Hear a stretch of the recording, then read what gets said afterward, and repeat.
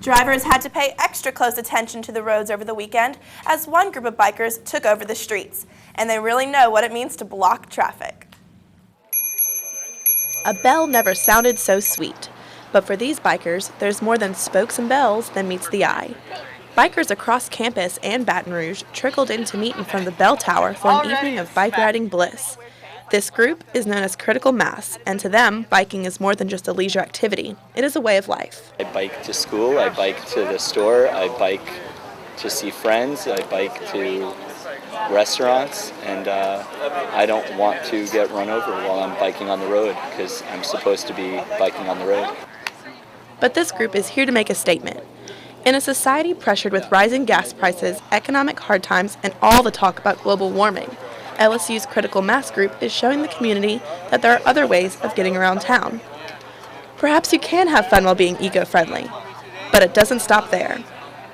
Along with Critical Mass, there's Critical Sass, which is a women's biking group. They usually meet the first Friday of every month, and they ride to the Red Shoes Women's Health Center for spiritual growth, where they have a yoga lesson. Do the bikers know where they're biking before the adventure begins?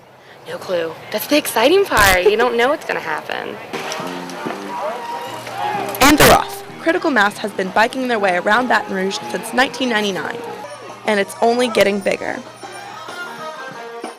Critical Mass meets in front of the clock tower at 5:30 p.m. on the last Friday of every month.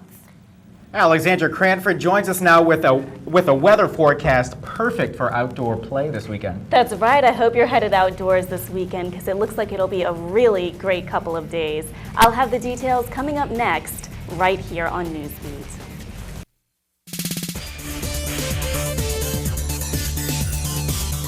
Welcome back to Newsbeat. I'm Alexandra Cranford. Well, we're right in the middle of that warming trend that we were expecting for this week. We're just forging on through as this weather gradually warms up. Temperatures in our area started out in the low 50s this morning, and we've quickly warmed up into the mid to upper 70s this afternoon. Notice Lafayette is up to about 75 degrees and New Orleans a couple of degrees cooler. In Baton Rouge, our high is at 76 for today, and it started looking a little bit like spring out there. We've got those partially clear skies with clouds gradually moving across.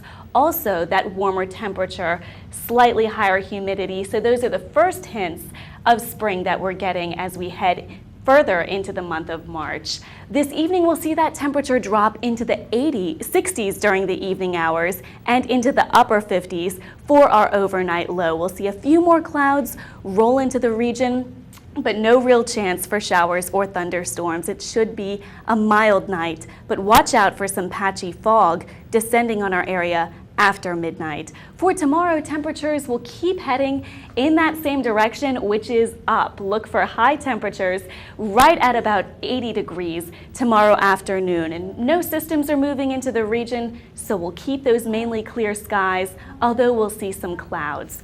Also, look for a south wind blowing in from the Gulf. Let's check out that 5-day forecast. Notice that warmer weather should last through the weekend and into next week. Highs will dance around the 80-degree mark all weekend, and those clear skies will linger over us as well. So this weekend is looking like a great one. There's a slight chance that Sunday night and Monday morning could bring some isolated showers and thunderstorms to the area. And that Tuesday, that chance of rain threatens as well. So keep that in mind for the beginning of the work week. But in the meantime, just try to get out there and enjoy that nice weather. It should last us through the entire weekend. And that's it for your weather today. Now it's on to Kristen with sports.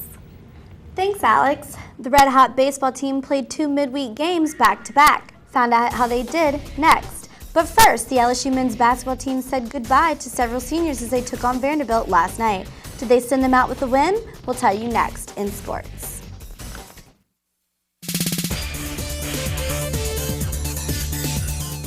Welcome back to Newsbeat. Last night was special for 5 members of the number 11 LSU men's basketball team. Tiger Nation said goodbye to seniors Garrett Temple, Marcus Thornton, Chris Johnson, Terry Martin, and Quentin Thornton. However, the Vanderbilt Commodores were not as generous as they shot 51% to defeat the Tigers 75-67. Vanderbilt's A.J. Ogilvy led all scorers with 33 points, while Marcus Thornton had 18 points and Tasman Mitchell added 16 for the Tigers. It was only LSU's second loss at home this season, as the Tigers are now 25-5 overall. The night did end with a highlight, though, as the 2009 SEC regular season championship banner was unveiled following the game. While the men's basketball team's regular season is coming to a close, the LSU baseball team is just heating up. On Tuesday, the Tigers took their #1 ranking on the road for the first time this season. LSU was a horrible guess as they demolished UNO Privateers 19-3. First baseman Sean Ochinko blasted a grand slam en route to collecting a career-high 7 RBIs. Ochinko and LSU carried that momentum back home in last night's game against Mississippi Valley State, only it took a little longer to get the ball rolling. Trailing by 1 in the bottom of the 8th, it was Ochinko again with another grand slam, giving him 5 RBIs on the night and 20 over the past 5 games.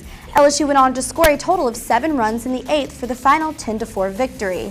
Micah Gibbs contributed with 3 hits, and relief pitchers Matty Ott and Lewis Coleman struck out 10 over 5 innings. We caught up with Ochinko after the game to see how the big bomb felt. It's not about your first or your second at bat, but the ones late in the game when your team really needs you. And it just so happened that I came up to bases with the bases loaded again, and the pitcher threw me a pitch that I could handle, and it just so happened that it went out. You know, it just feels good to come back from behind.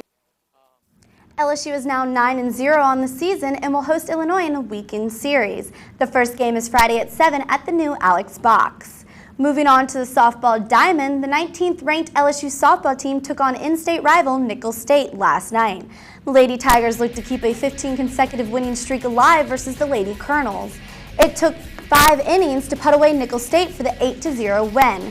Kirsten Shortridge went 3 for 3, and Cody Trahan struck out 7 to lead LSU. Lady Tigers have won 6 straight games and are now 12-4 on the season. LSU opens SEC play next as they host Kentucky. The action kicks off with a doubleheader on Saturday beginning at 1. And lastly, 2 members of the LSU women's basketball team were honored by the SEC Tuesday. Forward LaShonda Barrett was named SEC Co-Freshman of the Year, sharing honors with Arkansas' Sierra Ricketts. Barrett joined Simone Augustus as the only LSU women's player to receive the honor. Guard Allison Hightower was a unanimous selection for the All-SEC first team and was also named to the All-Defensive team. It is the 6th straight year that an LSU player has been named to the first team, the longest current streak in the conference. Barrett, Hightower, and the rest of the Lady Tigers will be back in action in the SEC tournament tomorrow at 9 versus South Carolina or Mississippi State. Fans can watch the game on Fox Sports Net. Well, that is all for sports. Here's Melissa with entertainment. Thanks, Kristen. A Full House star is full of laughs when making his way to Baton Rouge. And we recap the Circus Divas concert from Tuesday night. Stay tuned, it's all coming your way next in entertainment.